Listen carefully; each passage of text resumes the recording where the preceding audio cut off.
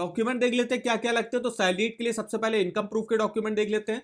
तो last 3 month की salary slip हो गया, लास्ट 6 मंथ का बैंक अकाउंट स्टेटमेंट हो गया। इसके अलावा फॉर्म 16 या आईटी रिटर्न, इनमें से कोई एक डॉक्यूमेंट आप दे सकते हो। कुछ अदर डॉक्यूमेंट जिसमें आपको एम्प्लॉयमेंट डिटेल्स हो गई, प्रूफ ऑफ ओन कंट्रीब्यूशन हो गया। प्रूफ ऑफ ओन कंट्रीब्यूशन मतलब ये हो गया कि बैंक जो है आपको लोन 90% तक प्रॉपर्टी वैल्यू का प्रोवाइड करेगी, बाकी का जो 10% का अमाउंट है वो आपके पास है कि नहीं, तो उसका जो है प्रूफ ऑफ ओन कंट्रीब्यूशन देना पड़ेगा।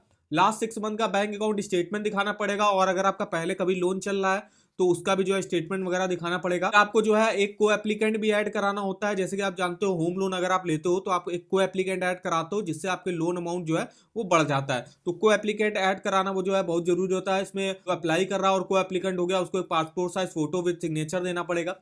प्रोसेसिंग फीस जो होगी वो चेक के थ्रू देनी पड़ेगी एचडीएफसी बैंक में। जो सेल्फ एम्प्लॉयड होंगे उनको देना पड़ेगा आईटी रिटर्न लास्ट 3 ईयर का। इसके अलावा बैलेंस शीट हो गया, profit and loss account statement हो गया लास्ट 3 ईयर का, लास्ट 6 मंथ का करंट अकाउंट स्टेटमेंट और सेविंग अकाउंट स्टेटमेंट भी दिखाना पड़ेगा।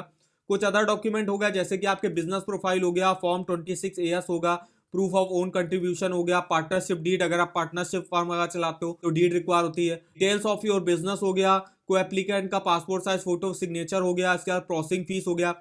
उसके बाद यहाँ पे अगर आप कोई कंपनी वगैरह चलाते हो तो list of director and share holders of company आपको दिखाना पड़ेगा। इसके अलावा एक आईडी प्रूफ और एड्रेस प्रूफ आपको दिखाना पड़ेगा। आईडी प्रूफ में आप देख सकते हो Aadhaar card, voter ID card, passport, driving licence वगैरह दिखा सकते हो। प्रॉपर्टी रिलेटेड डॉक्यूमेंट में आप देख सकते हो जैसे कि आपको हो गया कॉपी, अगर आप कोई नया घर खरीद रहे हो तो कॉपी ऑफ बायर एग्रीमेंट हो गया, receipt of payment made to the builder, जो आपने बिल्डर को पेमेंट वगैरह करी होगी उसकी रिसिप्ट दिखानी पड़ेगी। सेल होम लोन के लिए आपको टाइटल डीड हो गया, receipt of the payment made to the builder हो गया, copy of agreement to sale हो गया। इसके अलावा अगर आपको कंस्ट्रक्शन वगैरह करा दो टाइटल डीड ऑफ प्लॉट दिखाना पड़ेगा, proof of no encumbrance of the property, मतलब उस प्रॉपर्टी में कोई केस वगैरह ना चल रहा हो। कंस्ट्रक्शन एस्टीमेट जो होगा कितना जो है खर्चा आएगा कंस्ट्रक्शन वगैरह कराने में आर्किटेक्ट द्वारा, तो वो जो है एस्टीमेट वगैरह आपको यहाँ पे देना पड़ेगा। तो ये देखिए कुछ डॉक्यूमेंट यहाँ पे रिक्वायर होते हैं।